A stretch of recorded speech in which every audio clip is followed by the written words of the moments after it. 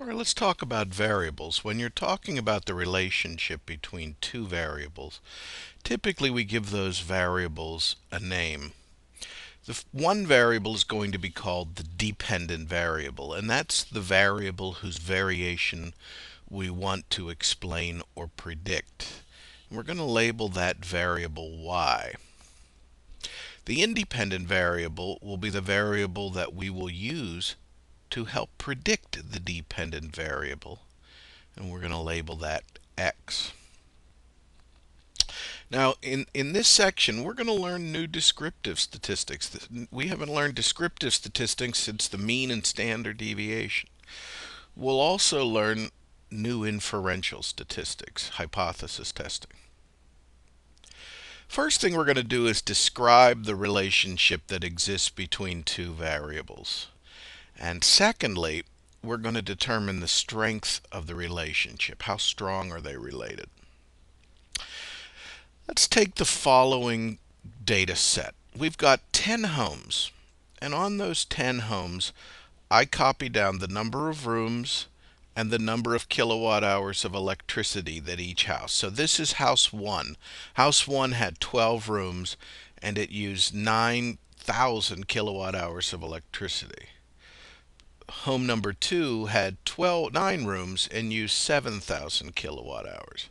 So as you can see, I'm looking at two variables, and those two variables are measured on the ratio level. And I've labeled kilowatt hours of electricity y, the dependent variable, and the independent variable is the number of rooms in a house.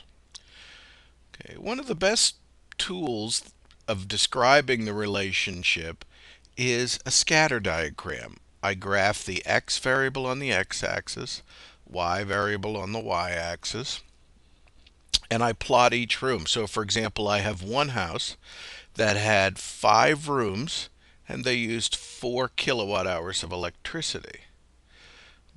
And I had a home that had 14 rooms and used 10 kilowatt hours. So each group of variables is represented by a dot.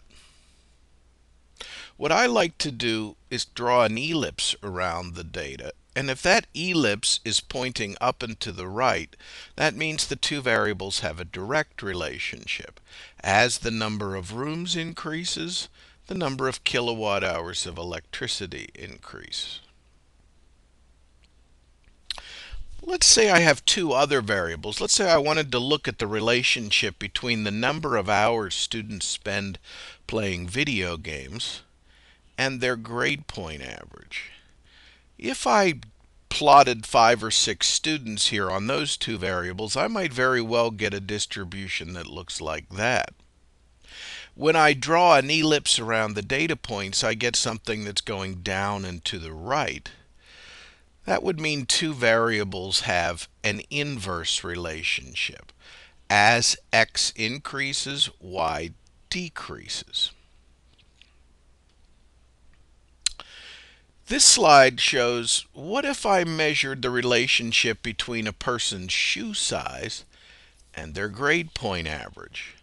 Now, I don't believe that shoe size would help me explain anything about grade point average. And when I plot the points, I would get a circle. A circle indicates essentially no relationship between the 2 points.